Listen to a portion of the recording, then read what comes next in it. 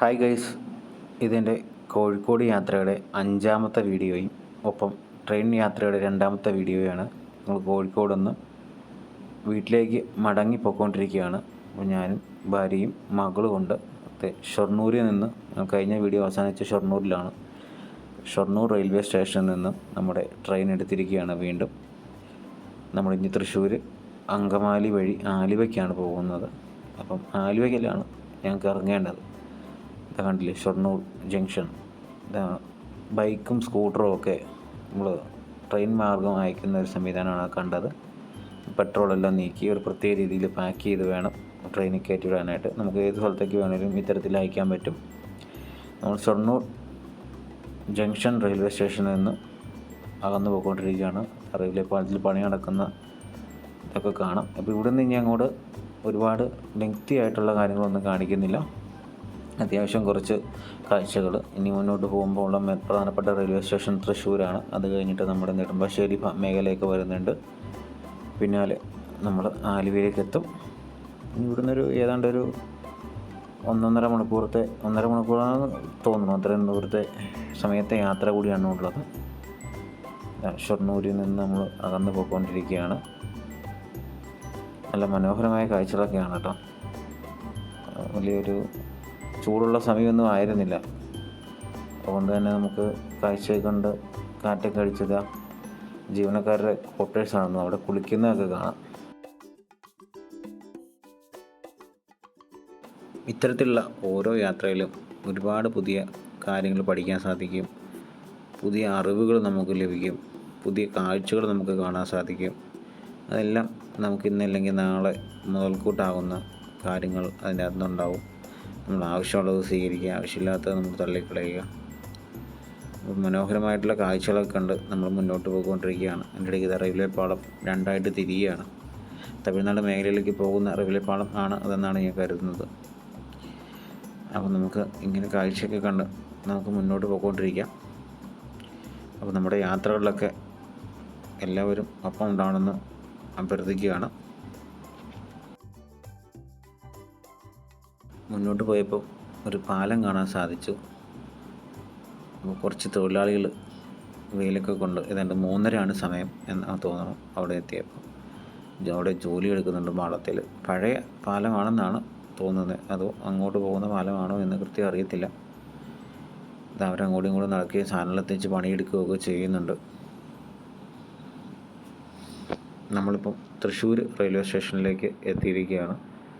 അധികം തിരക്കൊന്നും ഇവിടെ എത്തിയപ്പോൾ കണ്ടില്ല. എനിക്ക് തോന്നുന്നു ഇനി ഇവിടെ അപ്പുറത്തൊക്കെ ആയിട്ട് വേറെ പ്ലാറ്റ്ഫോമുകളുണ്ടല്ലോ, അവിടെ ആയിരിക്കാം തിരക്കുള്ളത്.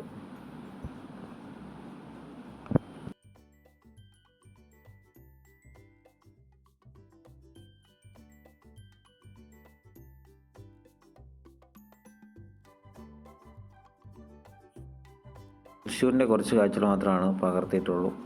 നമ്മൾ ഇവിടുന്ന് മുന്നോട്ട് പോയിക്കൊണ്ടിരിക്കുകയാണ്. നമുക്കിനി എത്താനുള്ളത് നെടുമ്പാശ്ശേരി എയർപോർട്ടിൻ്റെ ഭാഗത്തേക്കാണ്. നെടുമ്പാശ്ശേരി എയർപോർട്ടിൻ്റെ കുറച്ച് കാഴ്ചകൾ കാണിക്കാമെന്ന് വിചാരിക്കുന്നു. കുട്ടികൾക്ക് ഇത്തരത്തിലുള്ള കാഴ്ചകൾ എപ്പോഴും കൗതുകമായിരിക്കും. അപ്പം ഞാൻ എൻ്റെ കുറച്ചൊരു മടിയിലേക്ക് ഇരുന്ന ശേഷം മകളിതാ അവിടെ ഇറങ്ങി നിൽക്കുകയാണ് കാഴ്ച ഒന്ന് അടുത്ത് കാണാനായിട്ട്. അപ്പം നമ്മുടെ മുന്നിലുള്ള കാര്യങ്ങൾ ഇങ്ങനെ ഓടിപ്പോകുന്ന പോലെ നമുക്ക് തോന്നുമല്ലോ. ട്രെയിൻ യാത്രയുടെ ഒരു പ്രത്യേകത അതാണ്. അപ്പം അതൊന്ന് കാണണം, ഒന്ന് ആസ്വദിക്കണമെന്ന് പറഞ്ഞ് ഇങ്ങനെ കുറേ നേരം അവളവിടെ കാഴ്ചയായി കണ്ടു നിന്നു. ഞാനൊന്ന് മാറ്റാനൊക്കെ ഇടയ്ക്ക് നോക്കി മാറി നിന്നോ, കണ്ണിൽ വല്ല പൊടിയൊക്കെ പോകുമെന്നൊക്കെ പറഞ്ഞിട്ടൊന്നും അവളങ്ങനെ മാറാൻ തയ്യാറായില്ല. അവിടെ തന്നെ നിന്നു. ഇടയ്ക്ക് തന്നെ നോക്കി ചിരിക്കുകയൊക്കെ ചെയ്തു. പല കാഴ്ചകളൊക്കെ കാണുമ്പോൾ അവൾക്കും ഭയങ്കര സന്തോഷമാണ്.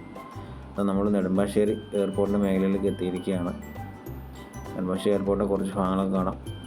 വിമാനമൊക്കെ നിർത്തിയിരിക്കുന്നത് കാണാം. നമുക്ക് നഗ്നനേത്രം കൊണ്ട് കാണുന്ന അത്രയും ഒരു ഭംഗി എന്തായാലും ഈ ക്യാമറ കൊണ്ട് ചിത്രീകരിക്കുന്നുണ്ടെന്ന് എനിക്ക് തോന്നുന്നില്ല. ആ കാഴ്ചയെ കണ്ട് നമ്മൾ മുന്നോട്ട് പോയിക്കൊണ്ടിരിക്കുകയാണ്. നമ്മളിനി അടുത്തത് ആലുവയിലേക്കാണ് എത്തുന്നത്. നമ്മൾ അധികമായിട്ട് ഇങ്ങനെ ലെങ്തി ആയിട്ട് ഉള്ള വീഡിയോ എടുക്കേണ്ടതെന്ന് തീരുമാനിച്ച് സ്കിപ്പ് ചെയ്തതാണ്. അപ്പോൾ ഇനി ആലുവയിലെത്താനായിട്ട് നമ്മൾ ഏതാണ്ട് എടുത്ത സമയമെന്ന് ഉദ്ദേശിക്കുന്നത്, നമ്മളവിടെ നിന്ന് 1:50 നമ്മുടെ ട്രെയിൻ എടുക്കുന്നത്. ഉച്ചയ്ക്ക് 1:50. ഏതാണ്ട് 5:05 നമ്മൾ ആലുവയിലേക്ക് എത്തുന്നത്. ഞങ്ങൾ വന്ന് ആലുവയിൽ ട്രെയിനിൽ നിന്ന് പുറത്തിറങ്ങി ബാഗൊക്കെ എടുത്തു. ഞങ്ങൾ വന്ന ട്രെയിനാണ് ഈ കാണുന്നത്. സെക്കൻഡ് ക്ലാസ് ചെയർ എന്നാണത് അറിയപ്പെടുന്നത് കേട്ടോ. നമ്മുടെ ബോഗിയൊക്കെ നല്ല ഭംഗിയായിട്ട് അലങ്കരിച്ചിട്ടുണ്ട്. സ്റ്റിക്കർ വർക്ക് ചെയ്ത് കാണാം. സിനിമാ പരസ്യങ്ങളൊക്കെ ഉണ്ടെന്ന് എനിക്ക് തോന്നുന്നു അതിൻ്റെ അകത്ത്. വന്നിറങ്ങി കഴിഞ്ഞപ്പോഴത്തേക്ക് നല്ല തിരക്കാണ് കേട്ടോ. അവിടെ നല്ല തിരക്കെന്ന് പറഞ്ഞു കഴിഞ്ഞാൽ ഞാനിതുവരെ വന്ന റെയിൽവേ സ്റ്റേഷനിൽ കണ്ടതിനേക്കാളൊക്കെ തിരക്ക് ഇതാ ആലുവയിലുണ്ട്. അപ്പോൾ ഞങ്ങൾ ഇവിടുന്ന് ഇറങ്ങി പുറത്തേക്ക് പോയിക്കൊണ്ടിരിക്കുകയാണ്. ഉടനെ അല്പം ദൂരം നടന്നിട്ട് വേണം നമുക്ക് പുറത്തേക്കുള്ള എൻട്രൻസ്. ആ സമയത്ത് നമ്മുടെ ട്രെയിൻ പൊയ്ക്കൊണ്ടിരിക്കുകയാണ് കേട്ടോ. സെക്കൻഡ് ക്ലാസ് അവിടെ നിന്ന് എഴുതി വെച്ചിട്ടുണ്ട്. സെക്കൻഡ് ക്ലാസ് ചെയറാണ്, നമുക്ക് ഇരുന്ന് പോകാനുള്ള സീറ്റാണ് അതിനകത്തുള്ളത് കേട്ടോ. ഇത് സാധാരണയായിട്ട് പകൽ സമയത്താണ് കൂടുതലും ഈ വണ്ടി സർവീസ് നടത്തുന്നത് തോന്നുന്നു. അവിടെ നിന്ന് എടുത്തു കഴിഞ്ഞാൽ രാത്രി ഏത് സമയത്താണ് കൃത്യം തിരുവനന്തപുരം എത്തുമെന്ന് എനിക്കറിയില്ല. എങ്ങനെയായാലും ഇവിടുന്ന് എറണാകുളത്തു നിന്നൊരു 5 മണിക്കൂർ തൊട്ട് 6 മണിക്കൂർ വരെയെങ്കിലും എടുക്കുമെന്നാണ് കരുതുന്നത്. ഇനിയിപ്പോൾ അങ്ങോട്ട് കുറച്ച് തിരക്കും കൂടുതലുള്ള റൂട്ടാണല്ലോ.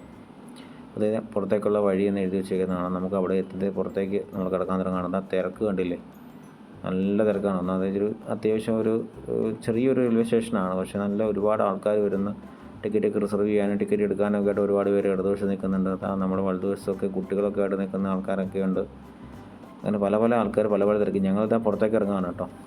ആലുവ റെയിൽവേ സ്റ്റേഷൻ്റെ ഫ്രണ്ടിലേക്ക് എത്തി. എന്നിട്ട് ഞങ്ങൾക്ക് അവിടുന്ന് KSRTC ബസ് എടുത്ത് മൂവാറ്റുപുഴ ഭാഗത്തേക്ക് കണ്ട ആളുകളോട് ചോദിച്ച് ബസ് സ്റ്റാൻഡ് എവിടെയാണെന്നൊക്കെ മനസ്സിലാക്കി ഇനി അങ്ങോട്ട് പോവുകയാണ്. എല്ലാവരും സന്തോഷമായിട്ടിരിക്കുക, വീഡിയോ ഒക്കെ കണ്ട് പിന്തുണയ്ക്കുക, ഇടയ്ക്ക് യാത്രയൊക്കെ ചെയ്യുക, കുടുംബത്തോടൊപ്പം തന്നെ പറ്റുന്നതും ചെയ്യുക, സുഹൃത്തുക്കൾക്കൊപ്പം ആണെങ്കിലും അതൊക്കെ ഒന്ന് എൻജോയ് ചെയ്ത് യാത്രയൊക്കെ ചെയ്യാൻ ശ്രമിക്കുക. അപ്പോൾ വീഡിയോ കണ്ടതിന് നന്ദി.